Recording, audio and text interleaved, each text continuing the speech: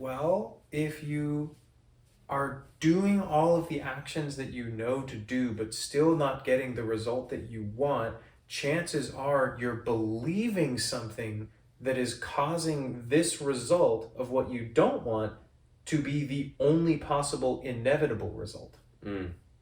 So if you have an identity that says, I am disconnected, I am all alone, I am lonely, you're going to have a hell of a hard time going and meeting people. You'll be able to force yourself through willpower to bypass that belief for long enough to maybe make an initial connection. But if you identify as the one who's all alone, the one who has no friends, the one who nobody loves, the one who's unlovable, you have to manifest that reality in accordance and harmony with your belief. Yeah. Makes sense? Makes sense. Totally. Yeah. Wow. That's interesting. Right? Yeah. Fucking wild. And you never see it because you're putting in the work. Yeah. So you're like, how is this possible? Where does that second guessing yourself show up most strongly? Mostly in like forming new relationships with people that I don't know. Just like I feel like I'm like lacking confidence in myself to really like be my authentic self around these new people. Cool. Yeah. Okay. That's a great place to start. And I mean, already we can get into using some of the tools. One of the most helpful tools that I recommend to people is called belief prompts. So it's a sentence completion exercise. I'll give you the first half of a sentence, and you'll just let your subconscious mind fill in the blanks as many times as required until really nothing else pops up as a possible answer to complete the prompt. Yeah. And belief prompts are engineered and intended to just have your subconscious spit out whatever the real limiting belief system is that's underneath the surface level pattern. So how does your mind spontaneously finish this sentence? And again, just no filter, allow whatever comes up to come up, and just speak it out loud if you will, please. Okay. So in order to second guess themselves, especially when building new relationships, someone like me would have to believe.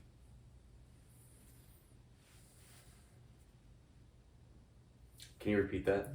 Yeah. In order to second guess myself while building new relationships, someone like me would have to believe. I don't know where this is going.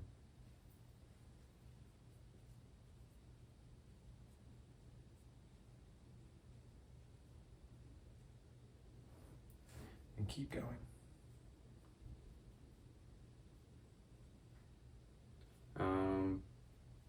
What's the next step?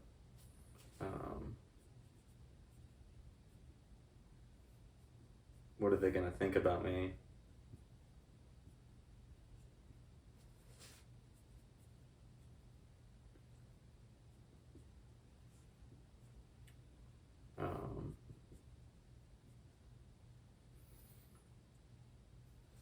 I'm not going to have the perfect response.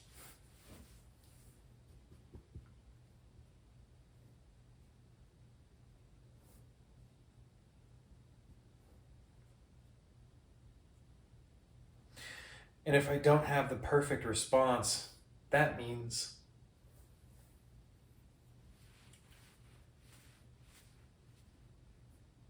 my initial thought was I'm not good enough, but I already know that I've shattered that belief. But that's what came up just now. Okay. And thank you for that awareness. And what happens next? I don't have the perfect response, and that means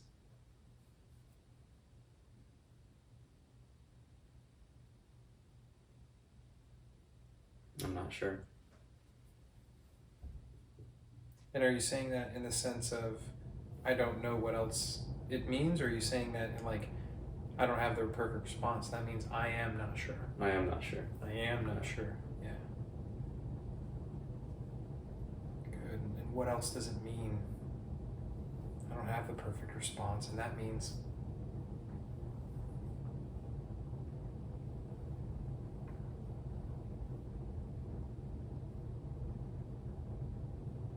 That means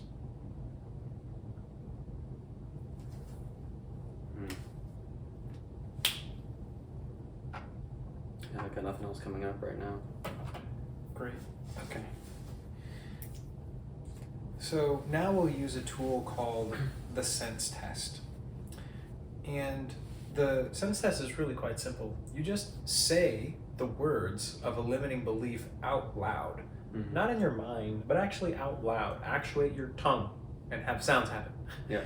So that if you do believe it, what will happen is that automatically any stored emotional energy, any emotion, sensation in your body that resonates with that belief will automatically be brought up into your awareness. Whereas if you don't believe it, nothing will happen. Because it's nonsense. You don't actually believe, for example, just notice what happens if you say out loud, I am 3 porcupines 69ing. Try saying it. I am 3 porcupines 69ing. Yeah, nothing happens. Nothing happens. Okay, Yeah. thank God you don't believe that. Yeah. What happens if you say, I am blue screwdrivers in the Vatican? I am blue screwdrivers in the Vatican. And nothing. Nothing. Yeah. Okay, great. And from a place of neutral curiosity, what happens if you say, I am not sure? I am not sure.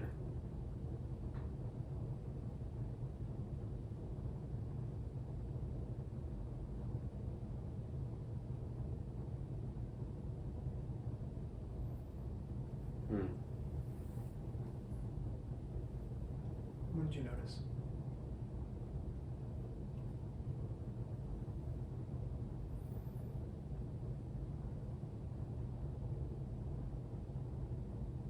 Just a little sinking, very minute, Where was that minor sinking? just in my head, In the head. yeah. Okay. What happens if you say the words out loud, I don't know where this is going? I don't know where this is going.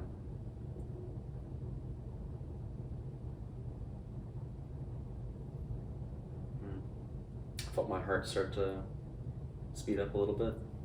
Yeah. Mm-hmm. How intense was that on a scale of 1 to 10? Like a 3. Okay. And what happens if you say, what's the next step? What's the next step?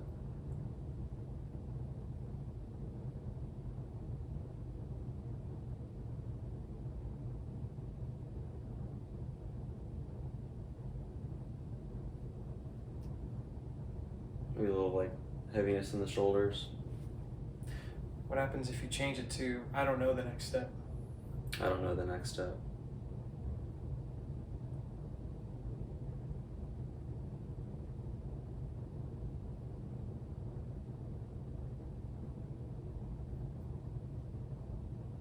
Yeah.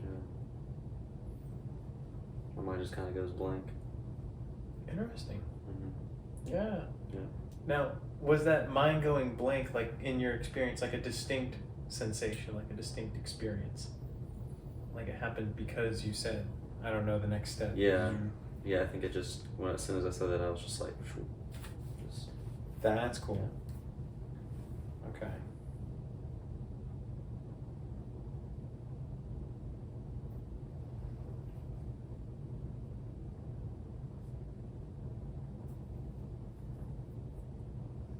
And what happens if you say, what are they going to think of me? what are they going to think of me?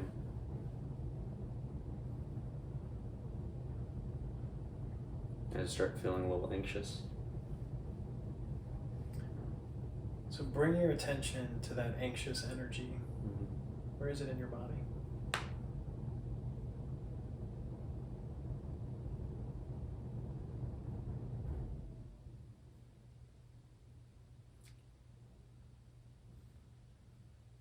want to say it's like in the heart.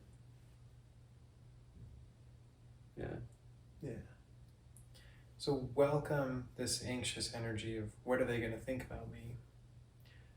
And with your attention on it, just ask yourself the question, what's underneath that? And allow the next belief or image or sensation to rise into your awareness that's underneath that.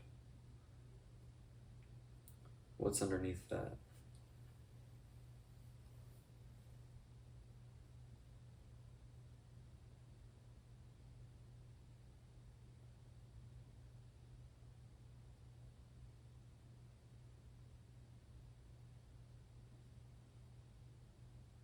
just just having some like anxious thoughts around being recorded. Yeah. Just feeling like, yeah, it's hard to like tap in to my sensations, I think. Yeah. Mm-hmm. So let's pause the usual process and thank that part of you that feels a little anxious and a little unsafe being recorded. Mm-hmm. And let's just acknowledge that part. Mm.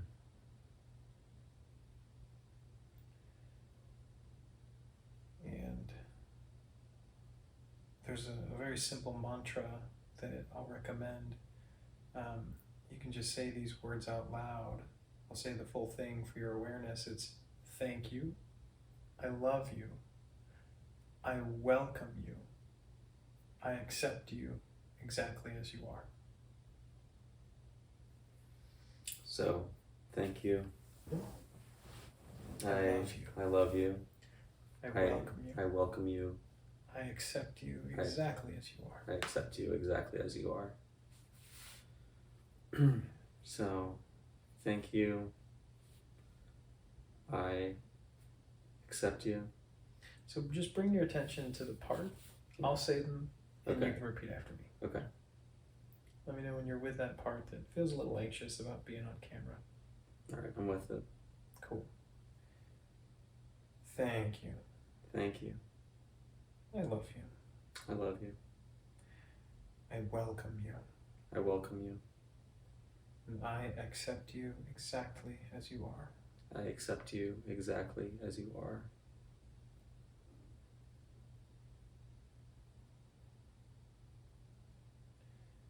And what do you notice in your experience now?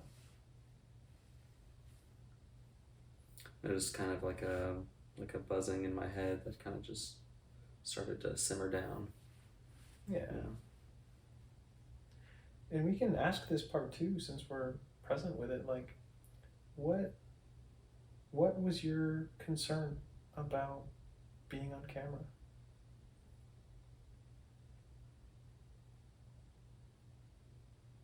I think it has to do with the confidence thing. Just being scared to be seen by people that I don't know very well. People that I think it just goes hand in hand with what we were talking about. That's so understandable. Just thank that part for informing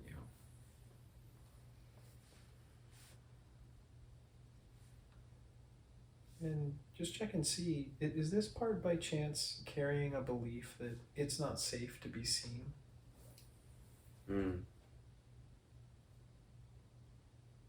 Yeah. And does it make more sense to make it a little bit more specific? It's not safe to be seen by people I don't know well. Yeah. That resonates. It resonates more strongly than just it's not safe to be seen. Yeah, that resonates more strongly. Yeah. So let's use that as a trailhead. The overall experience of I'm not confident when I'm around people that I don't know very well has something to do with what we were talking about earlier, but this is a major pillar of that as well.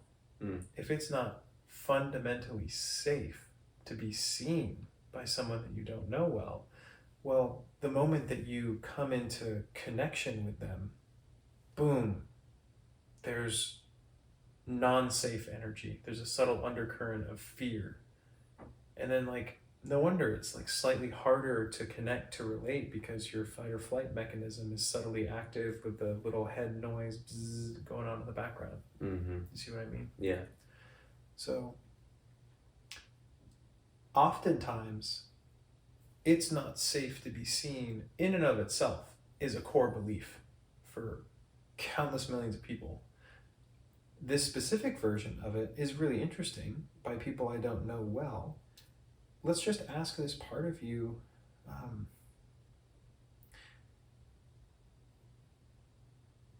what's underneath this belief? It's not safe to be seen by people I don't know well. Mm.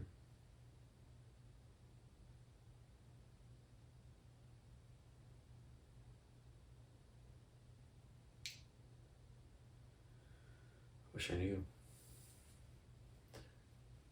Try asking the part. What's underneath this belief of it's not safe to be seen by people I don't know?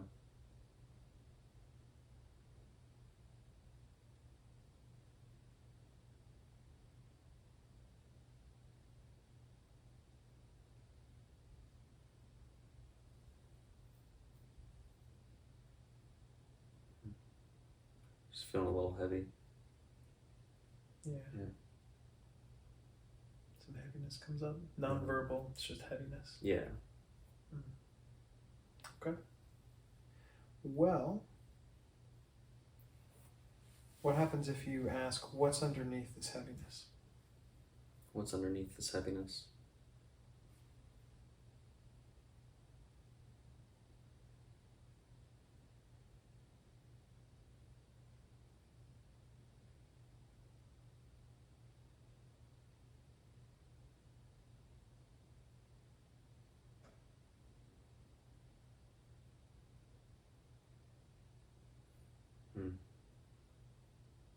Feeling like my body's just like rejecting to give me like an answer.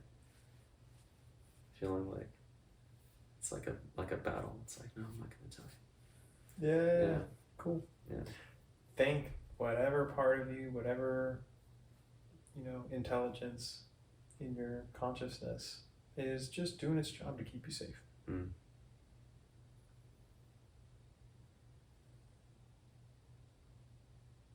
And just ask whatever that part of you is,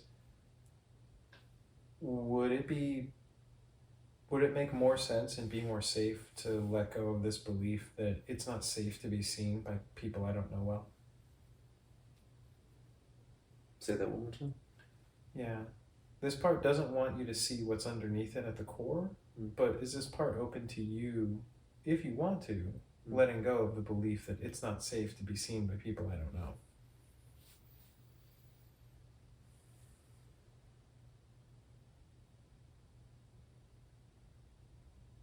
Yeah.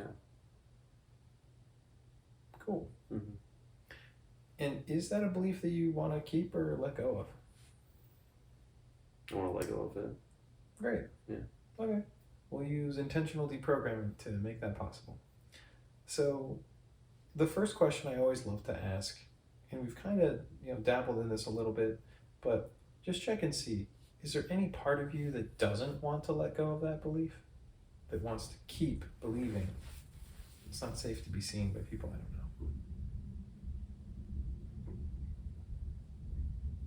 know? No. Great. Okay. Then the rest of the process is really fucking simple. Cool. So what we'll do is we'll speak a few intentions out loud, and each of these intentions is designed to dissolve the structure of the belief, i.e. the definition, and the structure of the identification with that definition. And we'll explain what this all means as I go. So first, I invite you to just say the words out loud. I undefine all definitions of it's not safe to be seen. I undefine all definitions of it's not safe to be seen. And when you say that, what do you notice happening in your experience?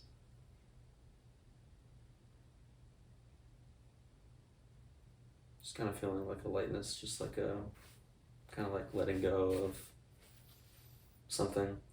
Yeah. Yeah. Cool. Yeah. All right. So now we'll disidentify the identities I invite you to say out loud, I disidentify all identities of it's not safe to be seen. I disidentify all identities of it's not safe to be seen.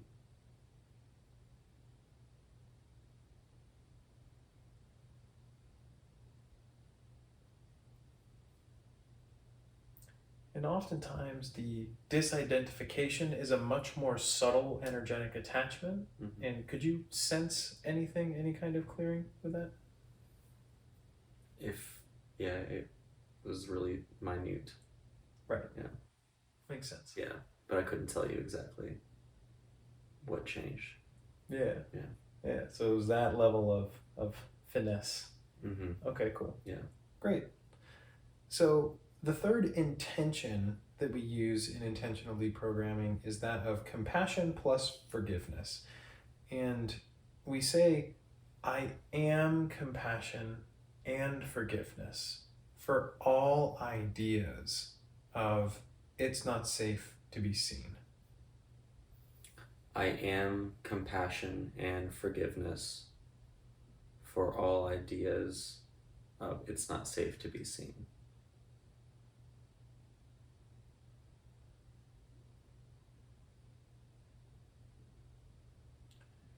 And what was your experience saying that? Just felt just kind of a warmness in my heart.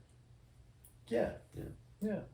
That's literally sending compassion from your true self into the space where that belief used to be. That's one way to think about it. Mm-hmm.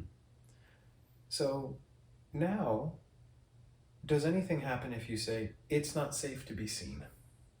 It's not safe to be seen.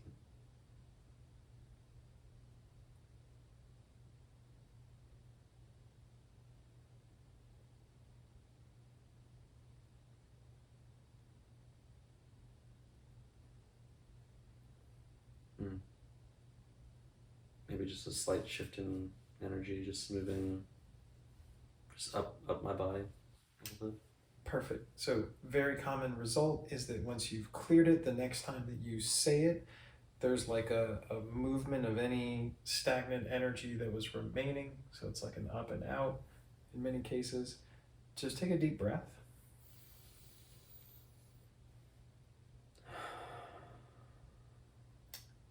And now try again and see if anything happens. If the same sensation happens, we can process that. Just see what happens if you say, it's not safe to be seen. It's not safe to be seen.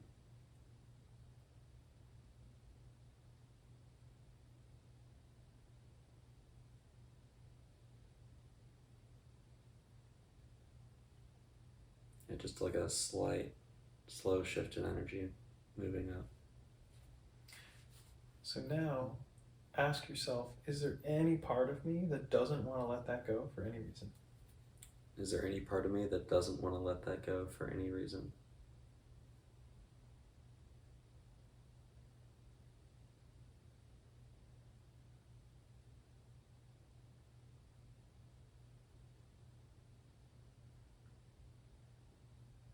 Yeah, nothing's coming up.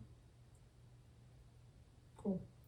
What happens if we plug back in the specific version? It's not safe to be seen by people I don't know well. It's not safe to be seen by people I don't know well.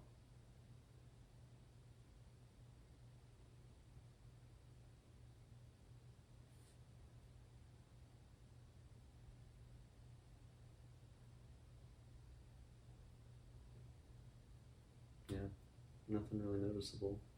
Cool. Yeah. Well, that's great because that one was stronger initially. And so that's clear. I find it intriguing that there could still be some energy of it's not safe to be seen. There's a few possibilities. One is that that belief isn't actually the culprit of that slight subtle energy. There could be an adjacent or similar belief that's kind of like getting activated by saying that. Mm-hmm. That's one possibility. Yeah. Another possibility is that there's just like, for whatever reason, a lingering sensation. And I do have a process that can clear that lingering sensation just like that as well. Okay. So let's do the sense test one more time and see if that same gentle, uplifting energy that you mentioned happens. It's not safe to be seen. Try saying that again. It's not safe to be seen.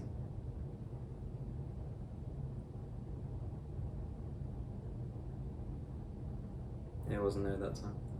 Oh, Yeah. okay. One more for good measure? It's not safe to be seen. That time it was like slightly moving downward. So here you go. Say it again, and when you notice some energy in your field of awareness, I want you to gently just grab it with your attention and stay present with it. Okay. So try it again. It's not safe to be seen.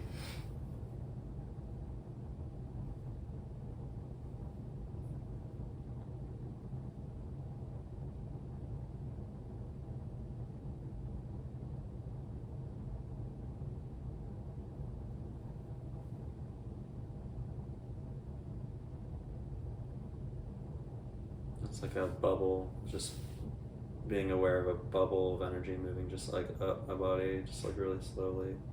I was just like following it up to my head. Yeah. Good. Now ask yourself the very simple yes or no question. The obvious truth is that the answer is no, so I'm kind of like pre-framing that for you in advance, but just ask yourself, does any of this energy mean it's not safe to be seen? Does any of this energy mean it's not safe to be seen?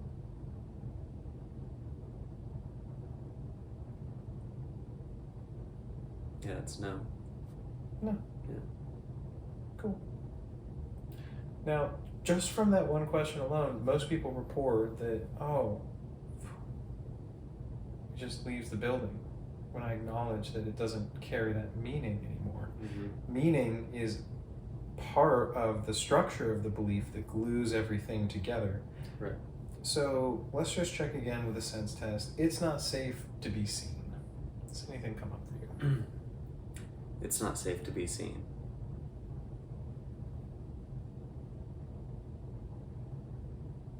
No. Okay. And one more time for good measure. It's not safe to be seen.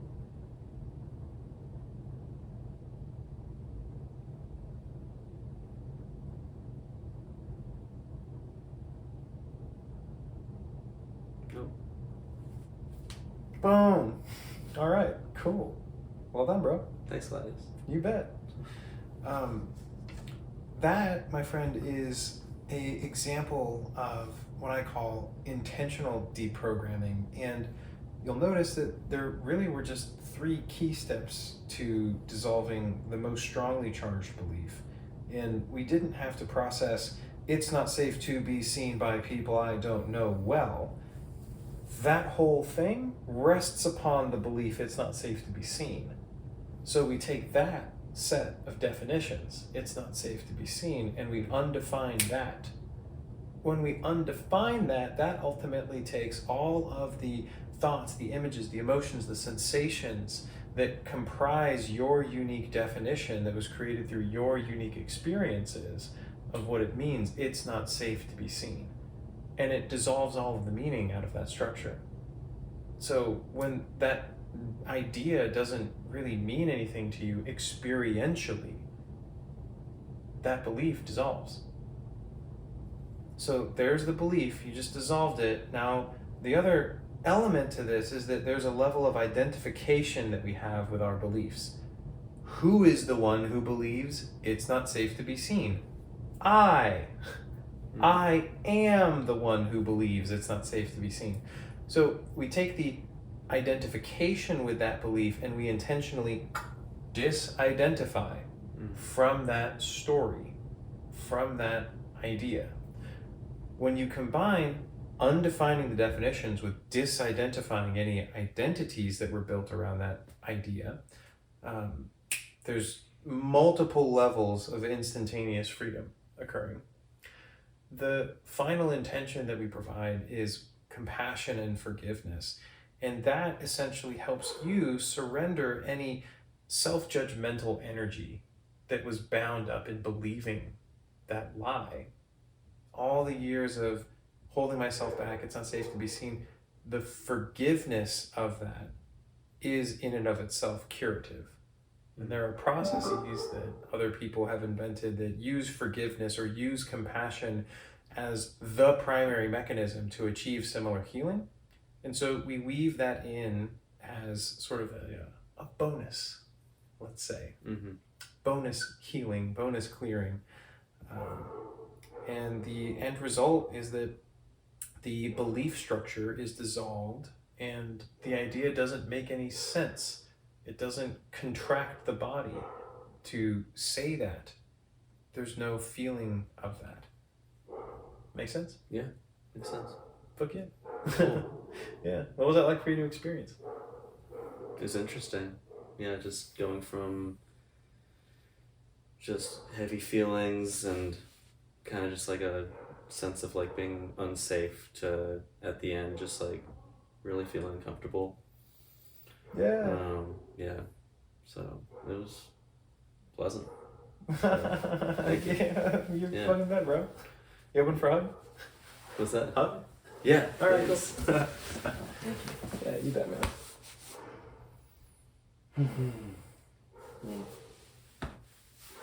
It's great. That was great. That took like an unexpected little curve, but it took us exactly where it wanted to go. Yeah, I didn't know where I was gonna go. Just trying to stay present with it. So yeah, it's funny. So like from a facilitator's perspective, I knew that like none of the stuff on the first page was like it. I was like, interesting. None of this is it, but I trust that we're gonna find it. Yeah. Somewhere in here, and then your subconscious, the way that these beliefs work is that like they're waiting for an outside external condition to activate the belief. Yeah. When you're just chilling at home, you're taking a shower, you're reading a book, whatever, Yeah. the belief it's not safe to be seen by people I don't know, that's not getting activated. Yeah. But now there's an awareness that there's a camera pointed at you. And then, oh shit, now that fear comes up and I could feel that and I could sense that. Yeah. Like when it came up, it was there. And there was Yeah. no denying it. So as a facilitator, you don't ever ignore that. You divert whatever the fuck you were working on, you put that on hold, and then the fear that's arising in the moment, that's what is being presented into the light of awareness to be healed here and now. So we just flow with that and work with that. And when that is gone, suddenly, oh, wow, now there's no resistance. Cool, everything's easier. Yeah. Wow, glad I did that. Yeah.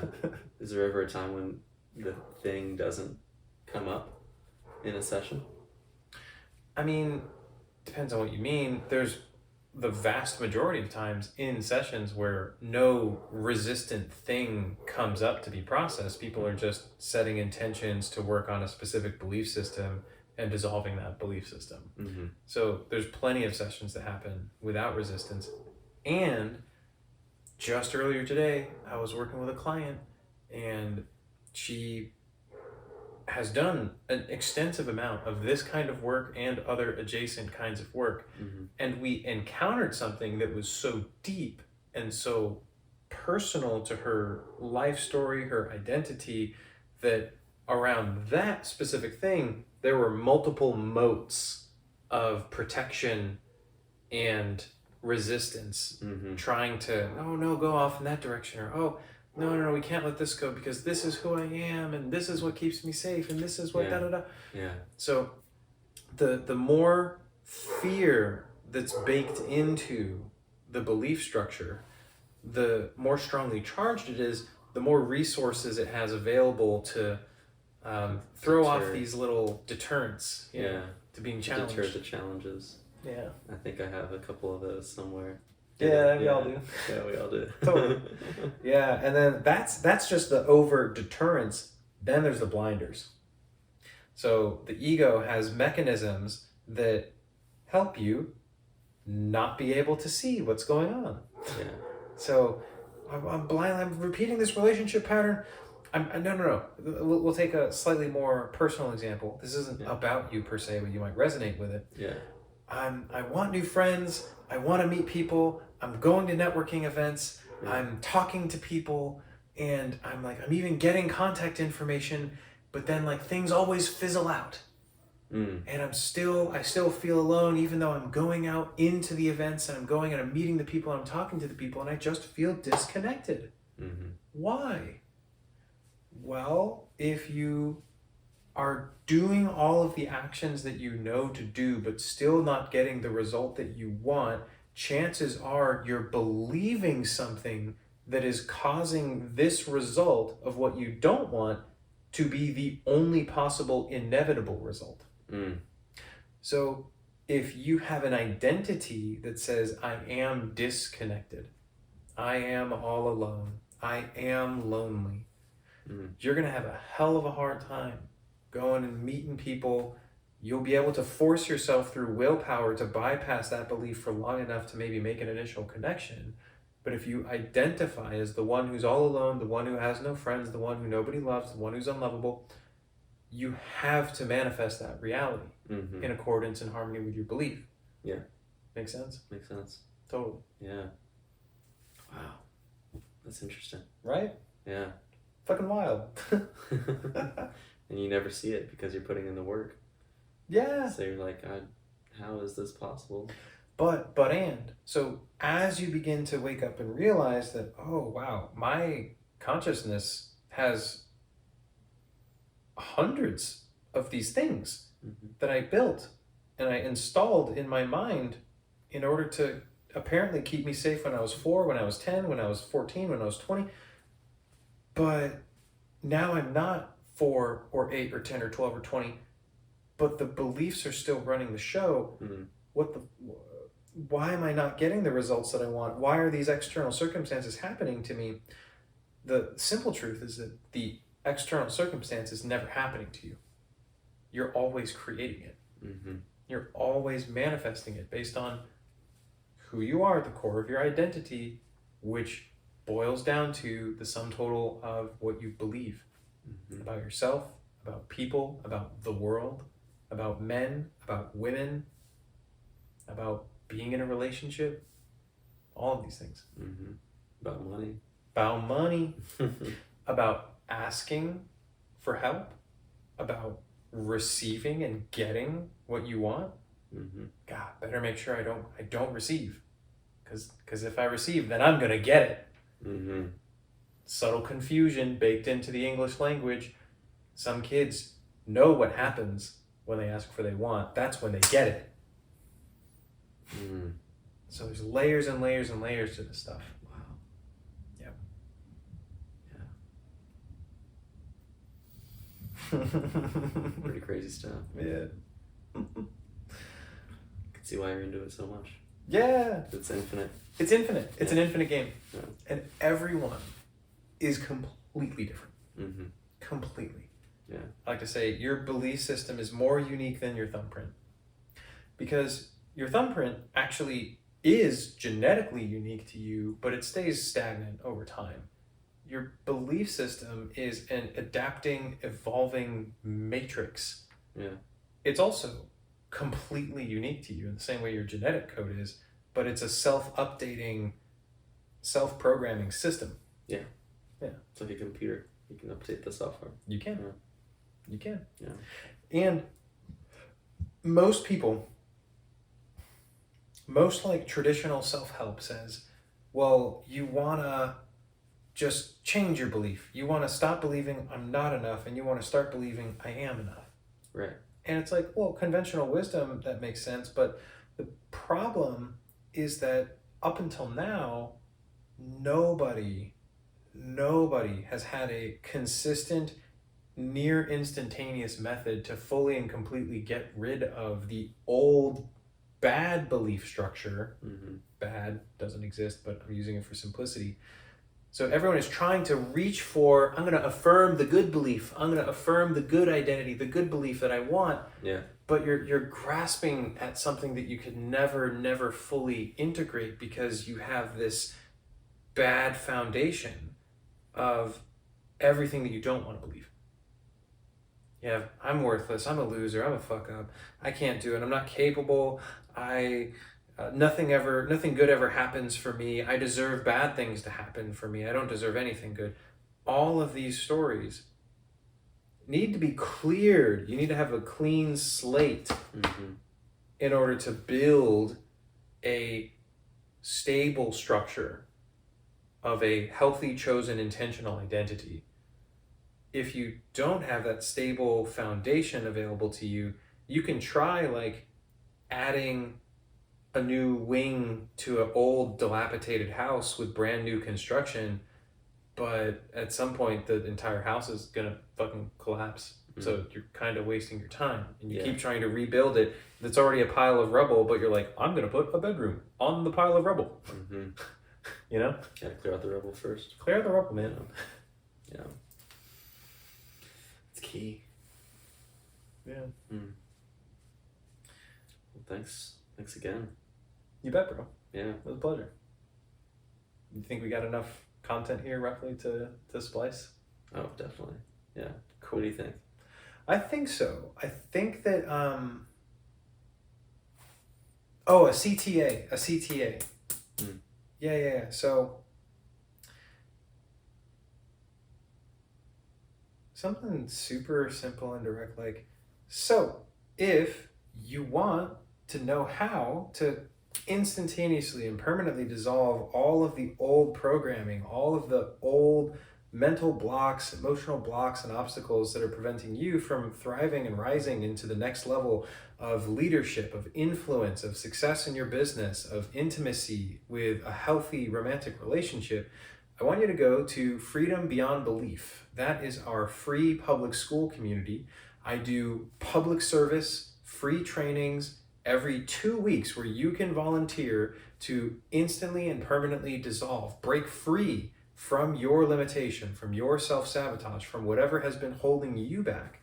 And we have free online courses that'll help you get crystal clear on exactly what beliefs have been holding you back and give you a clear next step to dissolve them for good. So, thanks so much for joining us. We'll see you on the next one. And Godspeed, God bless, I love you. See you next time. Cool. That'll work. Sounds good. Yeah.